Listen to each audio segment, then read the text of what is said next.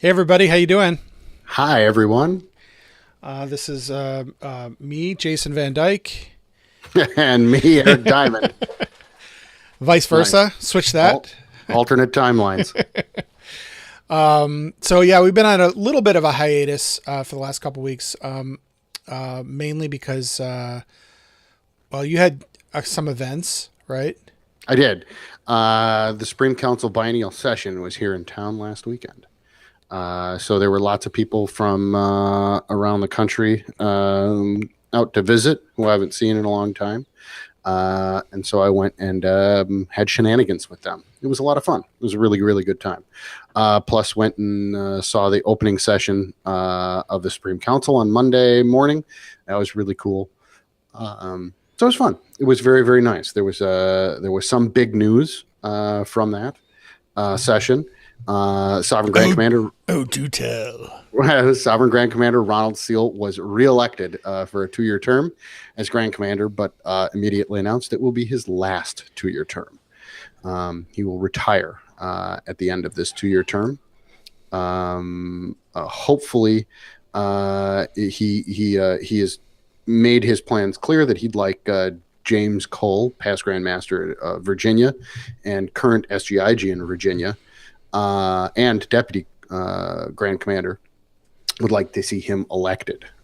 So stay tuned, and we'll see in 2 years if that comes to fruition. But you're not going to allow that to happen, right? You're going to run. You're going to run Well, against him. of course, chaos is a ladder. Yes, that is Uh, absolutely correct. Uh, my candidacy begins today.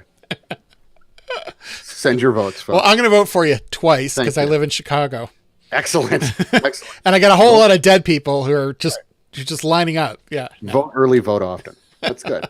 All right, fantastic. Yeah, so I've been jetting around the world, incredibly glamorous, not, but I did get to because they were the the tickets were all booked. Like I couldn't get a flight back, so went to Korea on business, and I couldn't get a flight back. Normally, I would either fly through Japan, like there's like a little hop to Japan, then you take the long flight to the U.S., or you change in Dallas.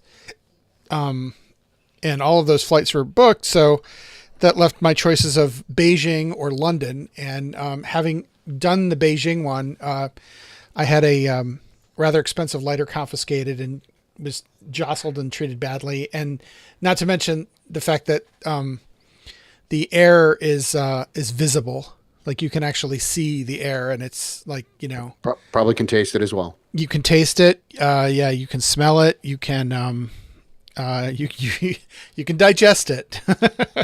Yeah, it's bad. It's bad. So I said, I don't care under no circumstances. Route me through Beijing, and so they routed me through London. And what I didn't realize at the time was that London is a 12-hour flight to London, and then you get off the plane for like an hour, and then you get back on, and then you take another 8 hours to the U.S. And I'm like, no. So I said, I'll just get off at London, spend a day or two just chilling, and then get back on the plane and go home. And so I was able to spend the day in London, and I was able to went down to the Freemasons Hall on Great Queen Street on Saturday, and spent some time in their newly revamped library, Hmm. and museum, and then also spent some time in the library with the librarians and talking to them and looking at some cool documents and doing a little bit of research and some very cool stuff. So one of the things that I saw was he showed me a little tiny book that was all the lodges I think it was like 1734, 1735, all the lodges in existence in the world, and what you'd see is like so, and two of those on the list were in America. So one was Boston, which was located not in Massachusetts but in New England. That's how it Right, was listed, right. and also the tavern that the Boston Lodge met at, which was the Royal Exchange, which is I found out later, excuse me, a coffee house of some ill repute, which mostly because it was full of people who are like free thinkers, and there was a lot of promiscuity going on, a lot of drinking and brawling and all kinds of, behavior that today we would, Right. They probably saw women's ankles. something like that. Yeah. Yeah. Pearl clutching behavior. Oh my. That's exactly right. Yeah. Yeah. Did And, you showed her ankles. that's right. Yeah. So, and then the other lodge, was in Savannah, Georgia. So according to them, those are the two oldest lodges to appear in the official register. That's very cool. So yeah, it was pretty cool. And then, so that was, good times. But whenever we travel, it makes it really difficult to do a show because of the massive amounts of bandwidth that it really requires. Yep. So not like you can do it from a home, like a hotel room. Yeah. There's Much as I'd like to. I mean, Wi-Fi. it's bad enough for just, doing something like, streaming HBO, which you can't do anyway. But right, to actually be sending, receiving, and it just didn't really work out. So here we are, and lots been going on. One of which is we've had a terrible hurricane in Houston, right? It's funny. I was in Korea for a lot of the worst of it, and just between that and the missiles. Yeah. Right. Yeah. And they were more concerned about Houston than they were about the missiles. Like the Koreans they take this all in stride. They're like, "Oh, really? A missile? Really? Where? Here?" They probably weren't as happy yesterday when they detonated a thermonuclear bomb. But they're not. Yeah, they're. It's not great. But here's the thing: they kind of take it in stride. They know that nothing is really going to happen, and they're pretty sanguine about it. God bless them. Yeah. For Texas, I know that the Grand Lodge DC got a lot of questions from our members and things like that about kind of where to go to help, things like that. I had some friends up from the Houston area just literally last week, and went out and hung out with them during the biennial session. And those guys are all affected by this, which is pretty sad. But they do need help down there. The Grand Lodge of Texas has asked for help. And we figured that we'd do a little bit of a public service by just telling you how to help if you want to.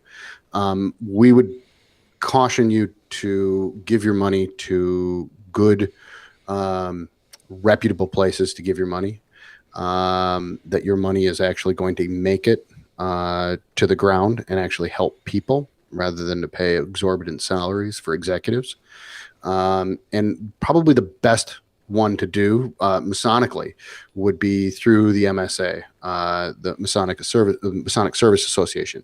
And let me just read you a real quick deal from their website about what they're doing.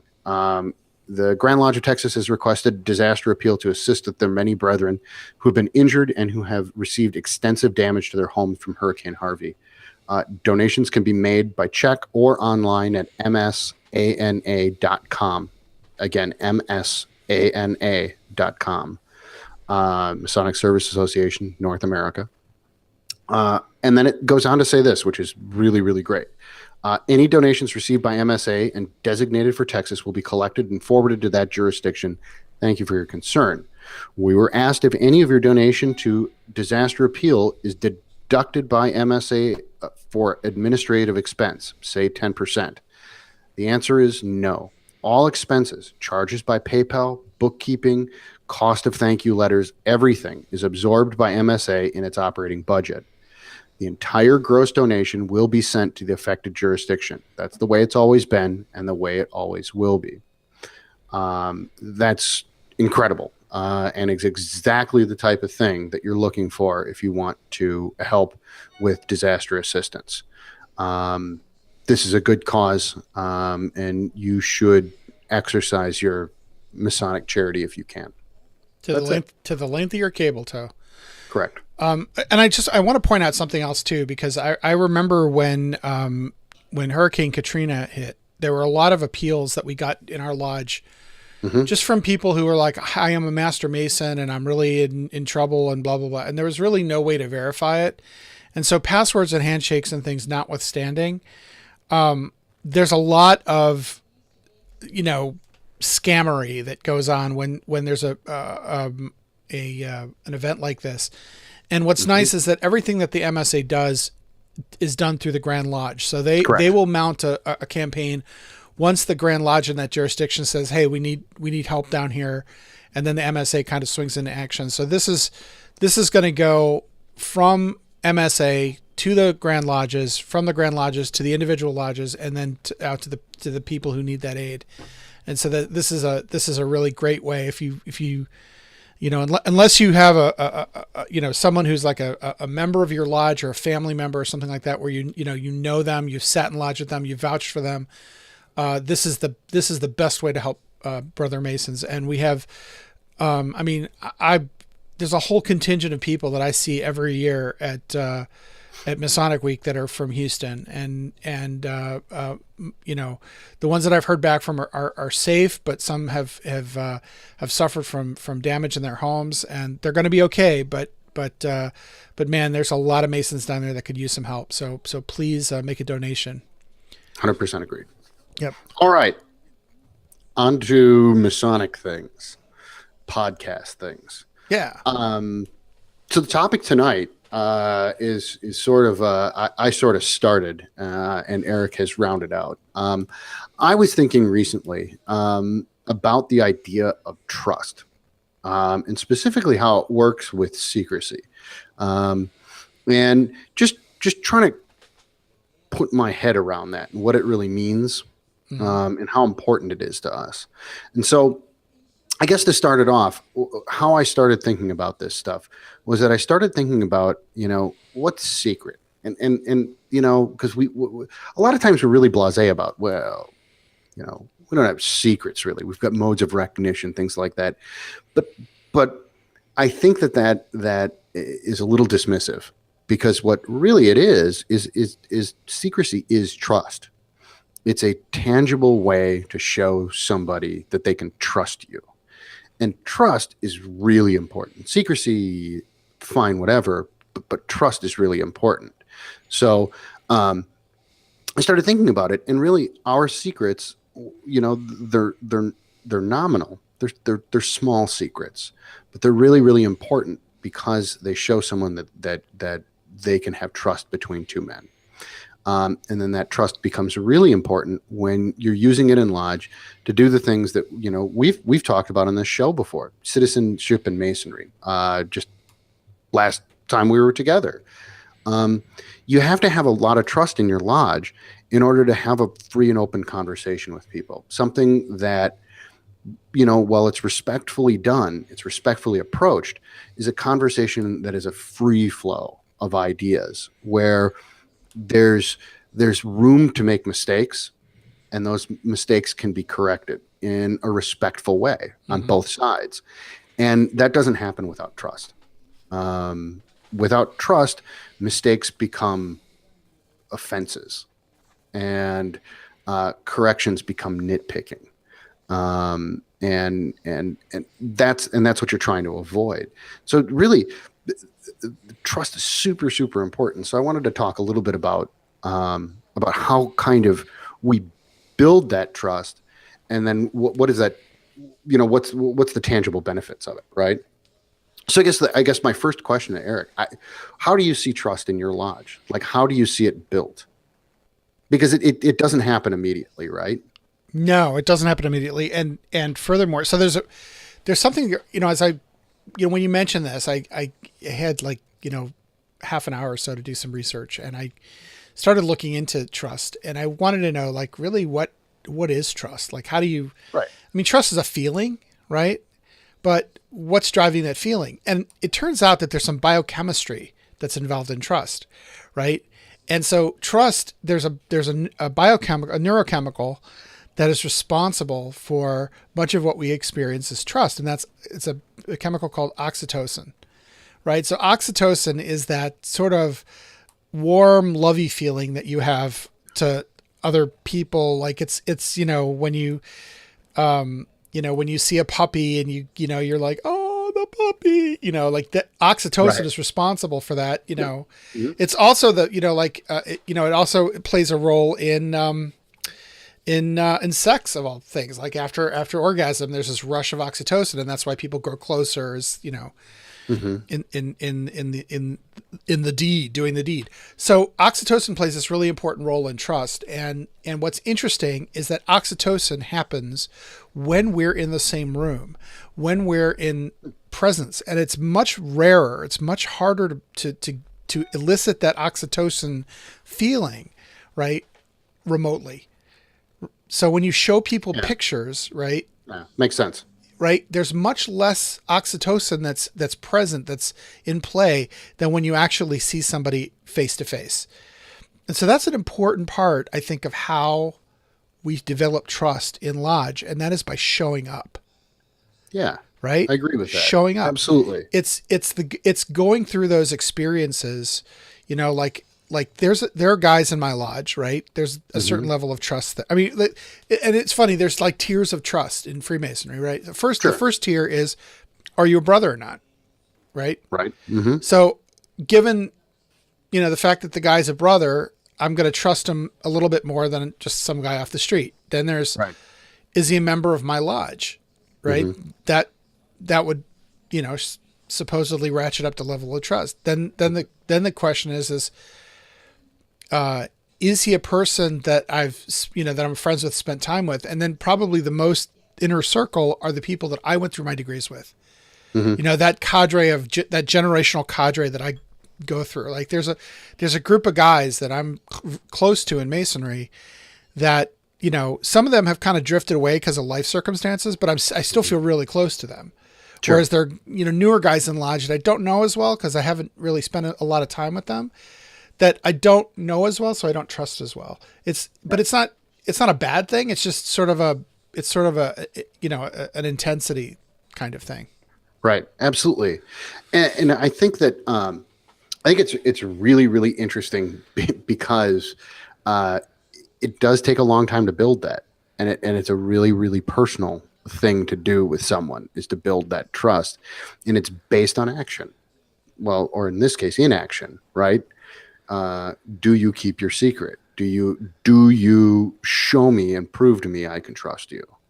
And then that's your first level, I guess, in the lodge. And then as you get to know people, as you start to actually have experience with them, does that trust level, does that build? Does that move up to the point where you can actually start to really share and grow from each other? I think it's really important that trust is what allows people to grow. It's the soil, that you pack around your roots to make a relationship grow and to make yourself grow. Mm-hmm. Because you've got to feel safe in order to take criticism, to take instruction from someone else, especially if that person's a peer. You've got to feel safe in order to do that, because otherwise your defense mechanisms are up, and it's, how dare you tell me, these things. So I think it's interesting. Yeah.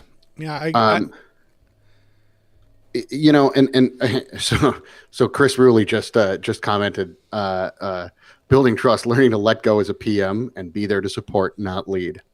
And it's funny, but it's totally true, right? Is that is something that's a trust, right? Is that you're done, your time in the East is over, and now your time is to be ready for it. Here's your big word for the day, the seneschal. You're supposed to be the wise old man, a hermit that everyone goes out and looks to for advice, but you're no longer the leader. Mm-hmm.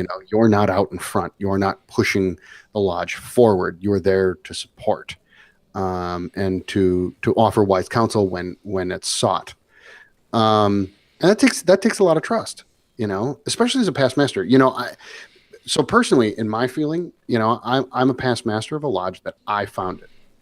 And this year is the first year that we've got a guy in the East that we raised. So he's a homegrown master. And it's really interesting because, we have these conversations, and he'll be like, listen, I don't want to call you all the time, and I don't want to lean on you too much. I was like, no, absolutely not. That's, you do what you do, because I'm not going to try and get in your way. I want you to lead the lodge. But at that rate, it's hard for me sometimes because, you're going to watch people make mistakes that you think, oh, wouldn't have done that.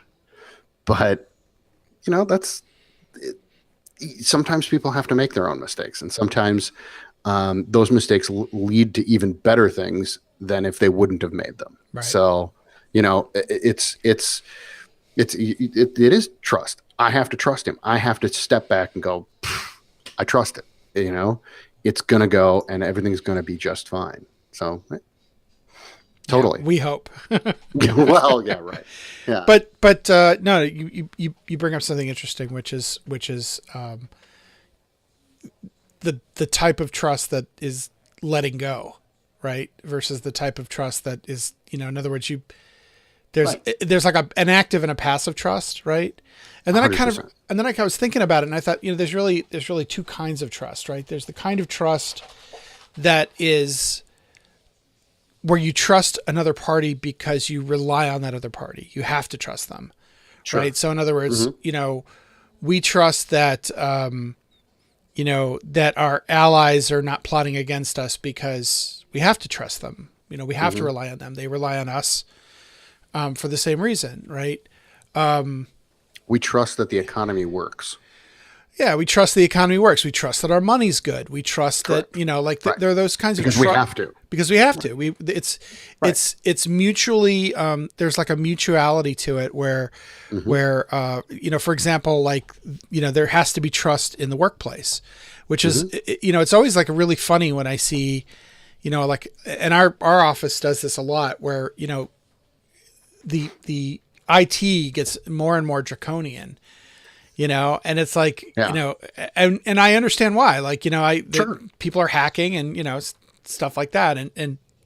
But at a certain point, there has to be trust between the company and the employees so that they can do their jobs, right? Without trust, everything kind of comes to a halt. So there's that sort of trust that's based on mutual interests, right? And you're not going to trust them if that mutual interest isn't there.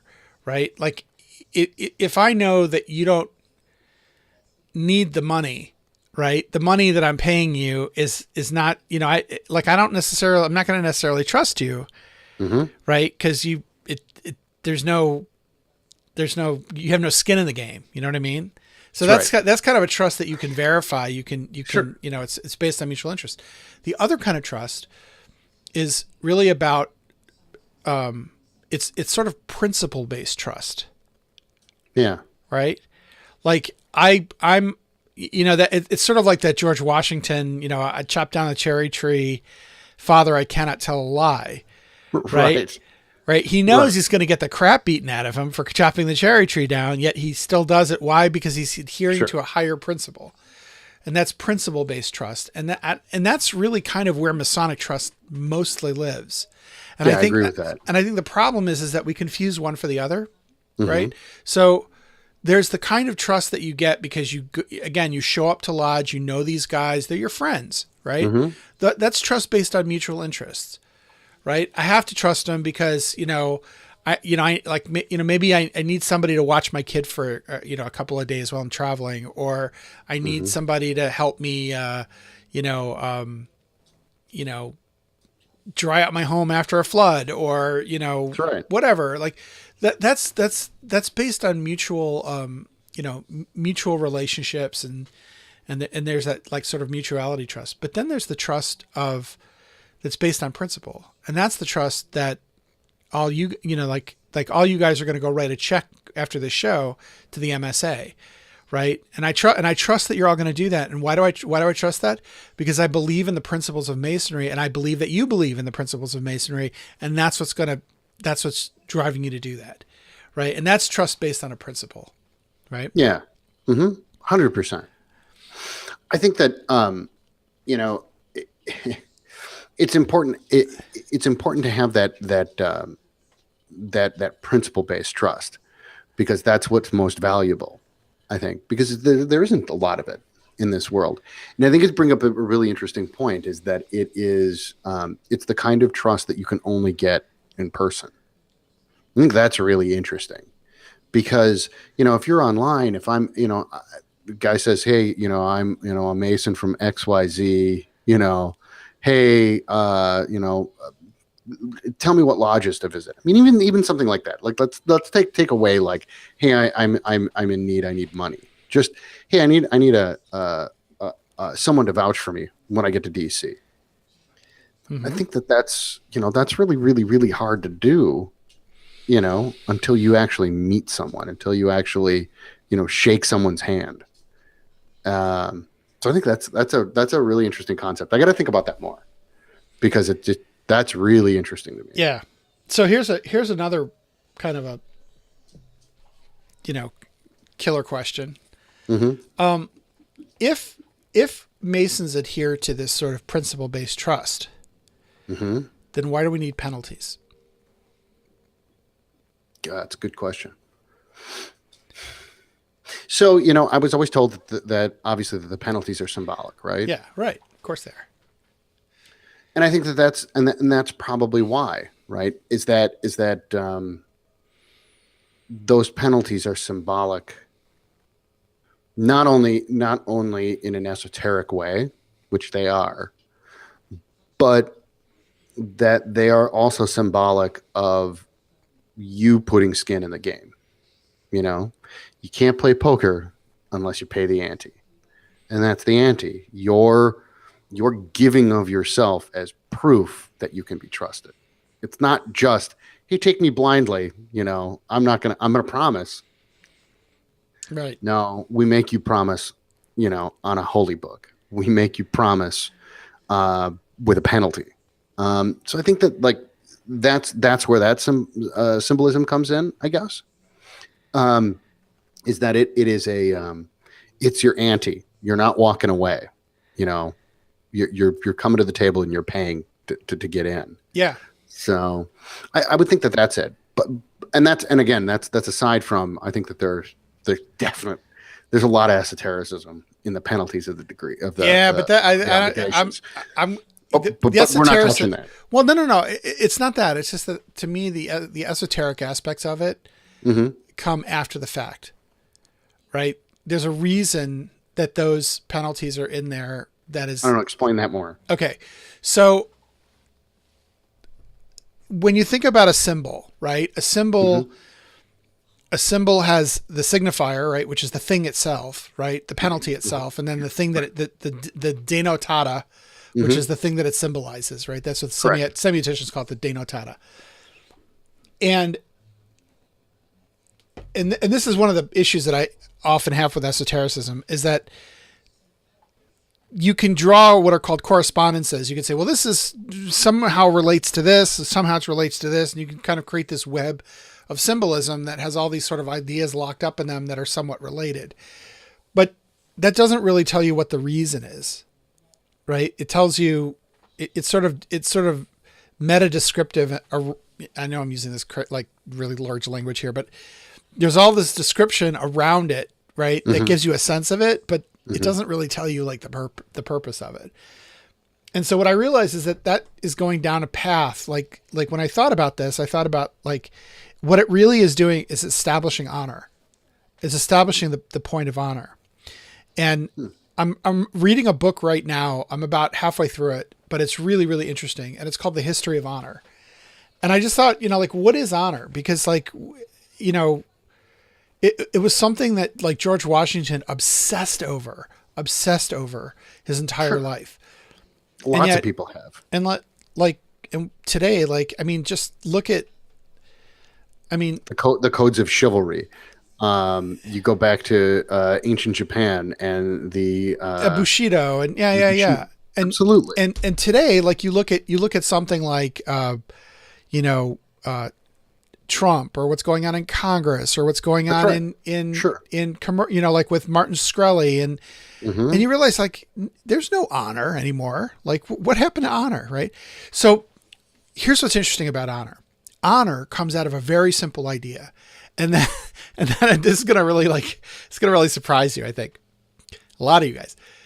Honor is the idea that if you do something to me, I'm going to do back to you. All honor is based on that idea. You mess me up, I'm going to mess you up. Mm-hmm. Right. And when you get that kind of reputation, people they fear you, right? They might even look up to you, right? So when you think about like a mobster, like a mafia don as a man of honor, right? Yeah. He's in the most primitive sense, right? Okay. You hit me, I'm going to hit you back.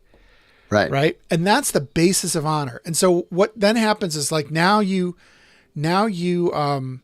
get guys around you, right? So like I'm a tough guy, right? Mm-hmm. And I go out and you look at me funny, I'm gonna pop you in the mouth, right? Mm-hmm. You get a reputation for that, and people start to respect you, aka fear you. Mm-hmm. Then you start attracting other guys, and these guys say, "Look, if someone messes with you, it's like they're messing with me, and I'm gonna come fight for you." Right? And there's a mutuality that now starts to happen there. And that's the honor that is built up, right? So that the more guys who pledge themselves to that way, that's sort of the relationship between vassal and noble, right? Is this idea of pledging, I'm going to pledge my army to you.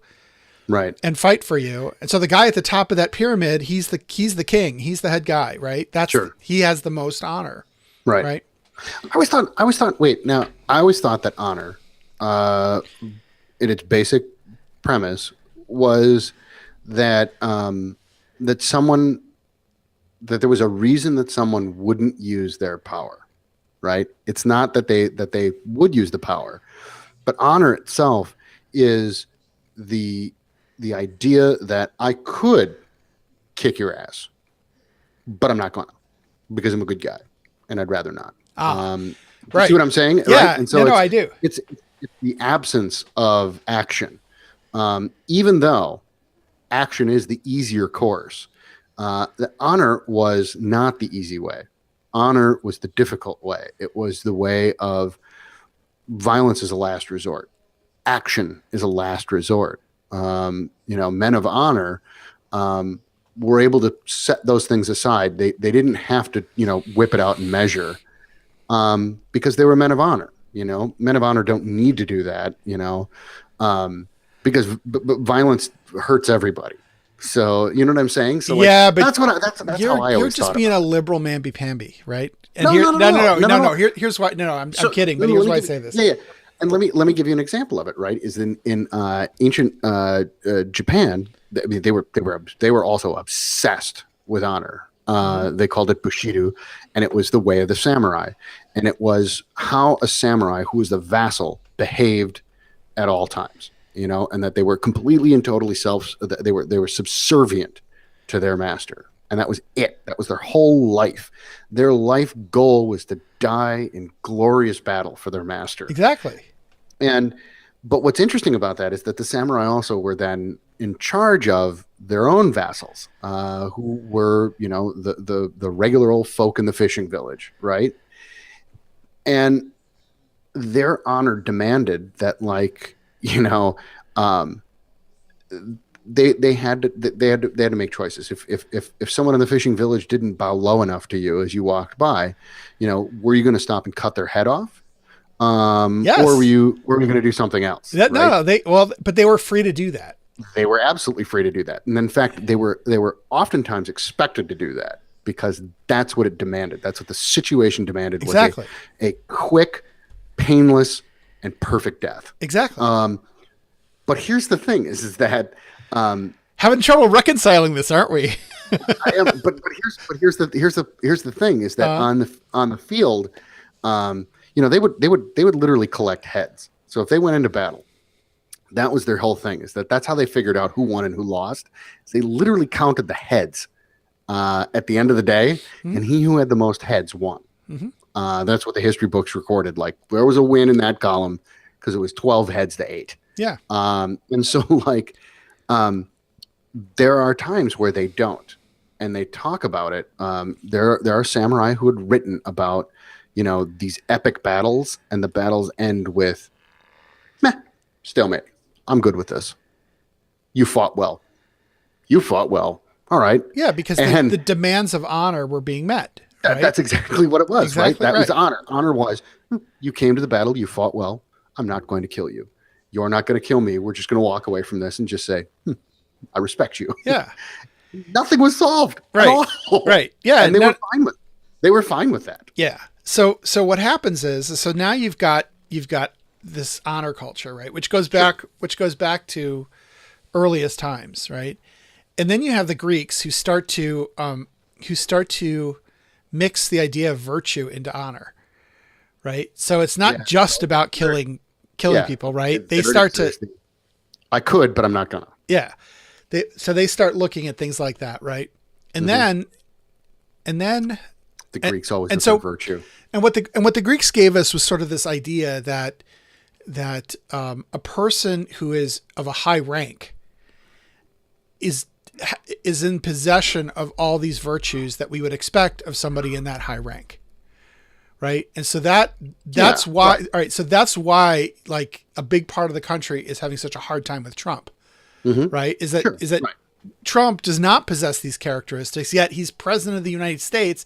And we expect our president of the United States to, at least in theory, at least in appearances, possess all the same kind of attributes that George Washington possessed, right? That's sort of our ideal. That's right. For those of you following at home, that's called cognitive dissonance. Cognitive dissonance, right. So now you've got the Christian church, right, which emerges out of the Roman Empire, right? Which says, oh yeah, you're supposed to turn the other cheek. You're supposed to, right? Sure. So if you're Christian and you're a man of honor, right? How do you reconcile those two things? And Christianity went to some real twists and turns and contortions of, in the Middle Ages. I was just going to say, to kind of marry, and chivalry is part of that, right? Yeah.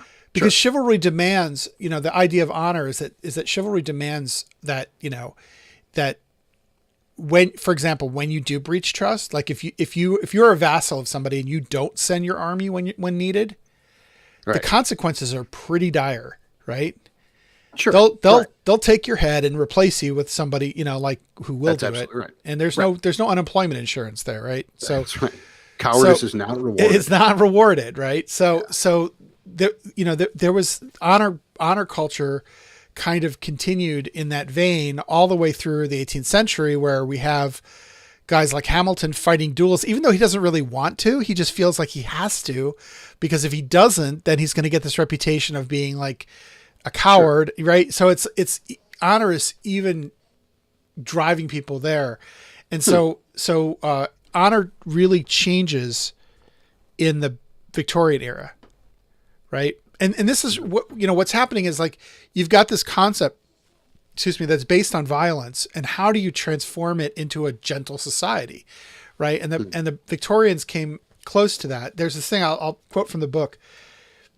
They said, instead of demanding the killing of somebody who insults or slights us, true honor consists in keeping one's word exactly, in being grateful to benefactors, courageous in unavoidable dangers, in being a kind husband, a dutiful son, a careful father, a faithful friend, an obliging neighbor, an affable companion, a useful citizen, a loyal subject. Right? That becomes what honor is. Mm-hmm. Right. Right. And they sort of transform it, and it had to be transformed into a kind of a value of the bourgeoisie, right? Like, because not everybody had an army, not everybody had a manor, and in fact, starting in the 18th century, you start to have the professionalization of the armed forces. So, it used to be that like the way that you got a commission in the British Army was you were born in, you're born a gentleman, and sure. Now, let me ask you this question. Here's my controversial question. Is honor, in that sense, that Victorian sense, is that honor used to kind of placate the masses, right? Because late Victorian times, turning into the early 20th century, is really when Karl Marx pops up in London. And he literally, like, Karl Marx, when he was talking about communism, and hopefully a lot of people out there will know this. He was not talking about Russia. In fact, he didn't know anything about Russia. He really honestly thought that it was going to happen in London, and that it was going to go in England first. That because the conditions for workers in industrial London were so, abysmally bad, that he thought that at some point they were going to rise up, throw off the shackles and beat their oppressors down and take out this capitalist system that was really what drove the abuses of them. And what ended up happening was that law took care of it took care of the revolution, as it were. There was never an uprising except for in a courtroom.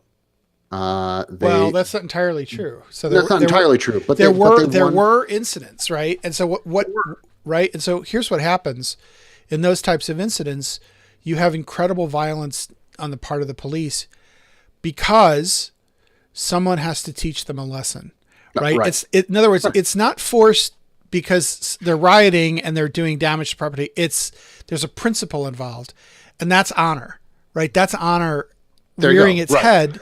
Saying, if you rebel against the order will crush you. There you go. And so that's my question, right? Is that in late Victorian times, do they change the idea of what honor is to sort of a nonviolent, it's really good if you're a good citizen and you don't question your authority and that you submit wholly and that you walk in the straight line. Is that a controlling thing? Can honor be controlling? It is controlling. It's a tool of social control. Yeah. Right. Because the whole idea. Is it just control or is it oppressive? It can be oppressive, right? It can be oppressive. So for example, the guy who is asked to do the Dreyfus Affair, right? Are you familiar with the Dreyfus Affair? Okay. For those people who don't know, the Dreyfus Affair was like a really shameful anti-Semitic incident that happened at the end of the 19th century in France. Right. And what happened was Louis Dreyfus was he was a captain in the French army. He was accused of being a spy, and it turned out there was really no evidence against him. But the French army, the French military, prosecuted him anyway, because not to do it at that point would make them look bad. And so they felt like they had to go through with this prosecution because of the honor of France. The honor of France and the French army was at stake, so they had to do this. And so what they wound up doing was they basically prosecuted them on the fact that he was Jewish. They would say these anti-Semitic things in court, like, oh, everybody knows that Jews are untrustworthy and blah blah blah blah blah. So of course he was a spy, Right. And because the whole court system was rigged, it was all military, and there was this idea of honor. That was the the verdict was, as they say in French, a fait accompli, right? It was in the bag already. And so what you then had were all of these social commentators who were denouncing this and basically which made the French military look like idiots. Right. And it really destroyed. And, like one of the reasons that, so we, in various countries, we sort of denigrate the French's military prowess. Right. It's a reputation that's pretty undeserved, but no, totally. That's where it starts. Right. It started there. This sort of weird attachment to honor that it forced them to make incredibly bad decisions all the way through World War II. Right. And so that's, the sort of the, I've heard at times, I don't remember who said this, but they, refer to the French as, cheese eating surrender monkeys or something like that. Right. I mean, it's that kind of reputation that happens because you're letting honor get in the way of making good decisions. And in fact, honor was a way like Washington himself, based his selection of officers on the honor that they carried with them. And so here's another quote from the book. He says, Washington took a close interest in the recruitment of officers for the Continental Army, writing to Patrick Henry, the governor of Virginia, that the true criterion to judge by is to consider whether the candidate for office has a just pretension to the character of a gentleman, a proper sense of honor, and some reputation to lose. Richard Brookhiser explains, Washington and his contemporaries thought of reputation as a thing that might be destroyed or sullied, some valuable cargo carried in the hold of the self. When Knox wrote Lafayette that Washington, in going to the Constitutional Convention, had committed his fame to the mercy of events, they were like two merchants discussing the risky venture of a third. That cargo was precious. Right? So one's reputation, that the honor that is the, reputation and honor and trust are kind of all mixed up in this. And so what happens is over time you start to see a change in in the conception of honor from this sort of purely military type of thing to this, kind of like a good citizen type thing. And it really reaches its apex in the Boy Scouts. So when the Boy Scouts are founded, right, this is terrible because I can't remember the founder of the Boy Scouts, and I should. I was a Scoutmaster. I'm a bad Scoutmaster. See here, I've just completely sullied my honor as a Scoutmaster. But you're not going to lead any children's paramilitary organizations in the future. Not any. No. But here's the thing: it's paramilitary is like, I mean, a Scout is loyal, trustworthy, friendly, cheerful, kind, obedient, clean. Sure. Nowhere does it say like a Scout's going to mess you up if you mess with the Scouts, right? They've got those little knives. Little knives, yeah. Yeah. So also they know how to shoot a .22. That's true. And tack a sunfish. That's true. But, the broadside you out of their sunfish. But that was sort of I think that was sort of the apex of sort of honor as this, sort of substitute for good citizenship. And then something really interesting happens, and that's World War I. And World War I was fought mostly on this idea of national honor, right? Nobody who got into that war because they needed to get into that war. It was a completely unnecessary war, right? Sure. No one was attacking anybody. Right. No one, right? It was some idiot assassinated this guy, and we have to go because we promised these, right? Yep. Right. It's totally based on honor. And it was this amazing slaughter of millions and millions and millions of people, right? It decimated an entire generation. And the guys who came back had absolutely no use for honor. They were anti-honor. Like this idea of going to war for national honor. Yeah. Like people were like, enough, we've had it. Yeah. Right. Right. Yeah, totally. So that's interesting. Right. And so with that went trust. Right. And so when you get, right. And so when you get to World War II, right. And Chamberlain's, Neville Chamberlain steps off the plane waving that little scrap of paper. Right. He says, oh yeah, look, peace in our time. Nobody believed him. Nobody believed him. He didn't even believe him. Right. So that whole like they went through the motions of like signing a treaty. There was no trust there whatsoever. None. Because the Nazis had no honor and the British had no honor. Right. Yeah, absolutely. Right. They knew that they were both going to stab each other in the back as soon as they possibly could. Right. Good so point. I think this is the problem that we have today in Masonry, kind of bring it back, is that we basically make these promises on our honor. And to the extent that we have honor, to the extent that those promises mean something and that there are penalties to it, which I have to say, 100, 200 years ago in Masonry, there were. Like if you made a promise to somebody and you broke that promise and he could prove it, you would get expelled. They expelled people all the time for all kinds of things. Like I don't like your shoes. Psh, you're out. Like they were very demanding, right? Sure. In terms of public behavior. Right. Some say demanding, some say petty. Right. But even today, like I know of guys who were brought up on charges for adultery. Yeah. Right. When it wasn't even like, a Mason's family or, in other words, it wasn't like anybody in Masonry was hurt by it.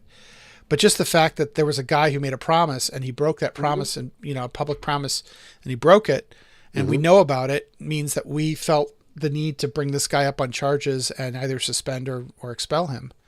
Sure. I always lament there's the lodges that are stolen from, bad treasurer, bad secretary. Oh yeah. Happens all the time. It happens all the time. that funds are embezzled from lodges. Sometimes it's small money, sometimes it's big money. But I notice that most of the time we don't prosecute.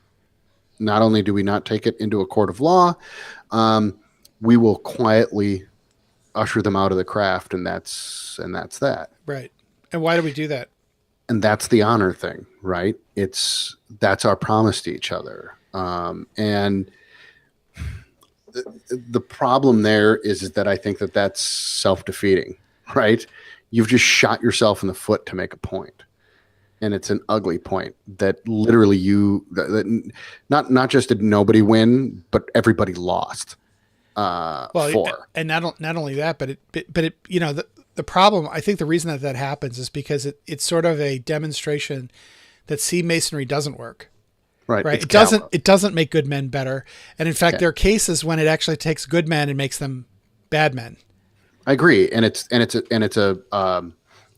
callow way out. It's just, it's shallow and weak-willed.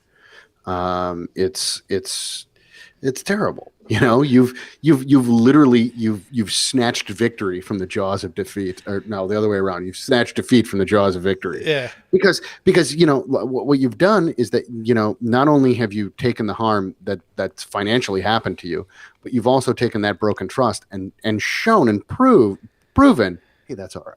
It happens.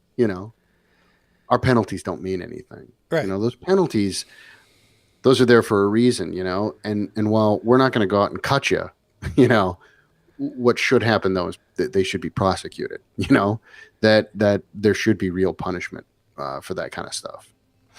For sure. Because honor demands it. Honor really does demand it. Yeah. Yeah. But what's sick and weird is that honor also demands that we just turn the other cheek and go, well, that's all right. Well, mercy demands that. Honor does not demand that. Yeah, sure. Honor does not demand that. But we think of ourselves as more honorable when we're more merciful, right? There's no need to bring the law into this. We're just going to kick you out of the craft quietly. We'll just shun you. Yeah, but that's not mercy. Yeah, it is. No, it absolutely is. No. They literally committed a crime, and you're not doing anything about it. You literally know that they've committed a crime, and you go, it doesn't really matter. But we'll just take away your Tuesday night social. That's total mercy. I mean, there's no way you can see that not as mercy. And not I don't just know. that. That's a topic for another show almost. There's something I might say. There's a lot to unpack. I might say cowardice. Well, it is. It's callow. Right? I agree with you, but nonetheless, it allows some people to say, I was the bigger man. I was honorable. I treated a brother better than he deserved to be treated. It's that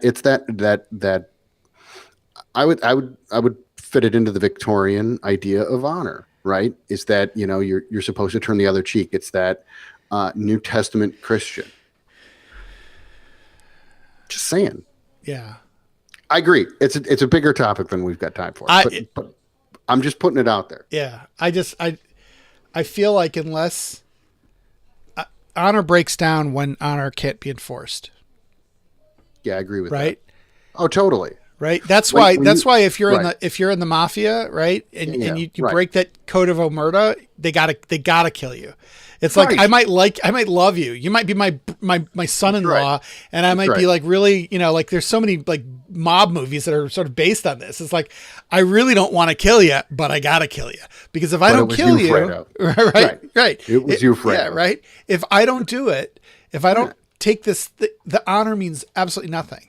Right. Correct. Honor means nothing. And that's our problem now is that, and I'm not saying that we need to go out and start killing people and expelling them and stuff. I'm just saying, saying to be honorable, we need to live by our rules.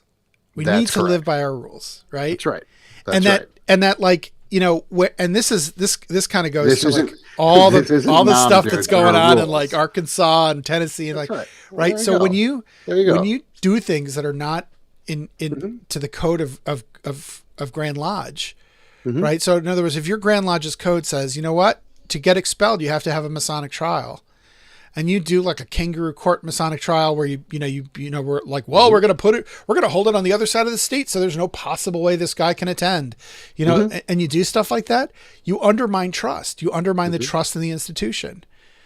Right. And you strip away, really, it's a stripping away. It's like paint remover, right? You strip away any sense of honor that organization has. And when people hear about it, they're like, I don't want to become a Mason. Right. You guys, like what, why? You eat your young. Yeah. Right. Yeah. No, right? I totally agree with that. Yeah. So I think that like to kind of bring this around, in the Masonic fraternity, indeed in any fraternity, like trust is everything. It's everything. Yeah. It's the foundation stone on which everything is built. And it's why it's the subject of the entered apprentice degree, I think. That I agree with that 100%. Right. Because again, beginnings are everything. Yeah. Yeah. And without trust, without silence, without, without all that stuff, you have nothing. Not a thing. There's no foundation on which to build. And there's no meaning behind any of it.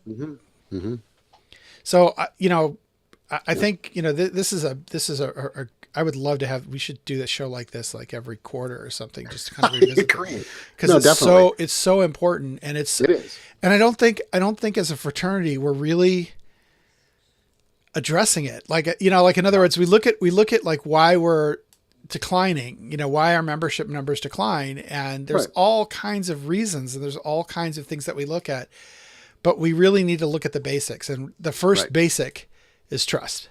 That's right. Go back to the entered apprentice degree. Everything that we're about is the foundation of it is built in the entered apprentice degree. And if you're not living up to the stuff that you're laying out in the entered apprentice degree, you're doing something incredibly wrong. Yeah. And it won't matter a whit what you get out of the second degree or what you get out of the third degree if the first degree is built on a lie. That's correct. That's exactly right. Yeah, totally. Yeah. All right. Cool. Well, good stuff. We should do this. We'll come back to this again. See, I want to come back to this with some other people. Like I want to like. I agree. No, I agree with that. I think so too. I like this. I want to get like Nick Johnson, who will be like all crotchety and. Be wonderful. It's funny. I got inducted since the last show into this group on Facebook called Grumpy Past Masters Association. There you go. Yeah. Hilarious. Like that. You like their greeting is harumph. I love it. There's just it's a great group. It's heavily tiled, so it's hard to get in, I guess, but good reasons for that. But yeah, I mean, there's a group with like honor, right? Yeah, you gotta love that. Yeah, that's great. Right. That is very, very good. So so I guess we're back for the foreseeable future. I don't particularly have any huge plans to travel. We'll see what happens. In the meantime, as Jason Richards snarkily noted on our Facebook page, yes, we're back to our normal time because Game of Thrones is over. Yep, putz. Oh, he said that? He did. He's kind of right. He's totally right, but don't give him that. Yeah. You just remember, when you're called out on something, if you name call loud enough, you're right. Our president has proven that. Yeah. Oh, did I say that out loud? I did. All right. So a couple of housekeeping things. There are a few executive producers who have had kind of expired credit cards and stuff like that. You'll be receiving a notice through Patreon. If you like the show, if you want to support the show, we've got a pretty aggressive program that we're working on. We're revamping the welcome kits for our executive producers. I'm currently in pre-production for some of the Kabbalah lectures that I've been giving around. It doesn't really, like, we've done a couple of them and they've been really successful shows. It just doesn't mesh really, really well with the sort of the format of the show. So rather than sort of doing more shows on this, what I'm going to do is I'm going to do like special like lectures and courses and make those available only to executive producers. So they'll be available on the Patreon channel. And the first one is in pre-production now. It's on Kabbalah. It's called Kabbalah and the Creation of Living Structures. It's sort of about Kabbalah and its influence in architecture. That's a really, I've been told, been giving it, it's a very interesting talk, and that'll be the first one available. And hopefully that'll be done sometime in the fall. And then there's another presentation called Masonry is a Religion. That will be also. This is the one that I gave at the Scottish Rite in Washington D.C. There you go. And that'll be also made available to the executive producers and only the executive producers. So to become an executive producer, you can go to the Patreon page. It's patreon.com /X-Oriente, and you can pledge a small amount, maybe like $5 a month.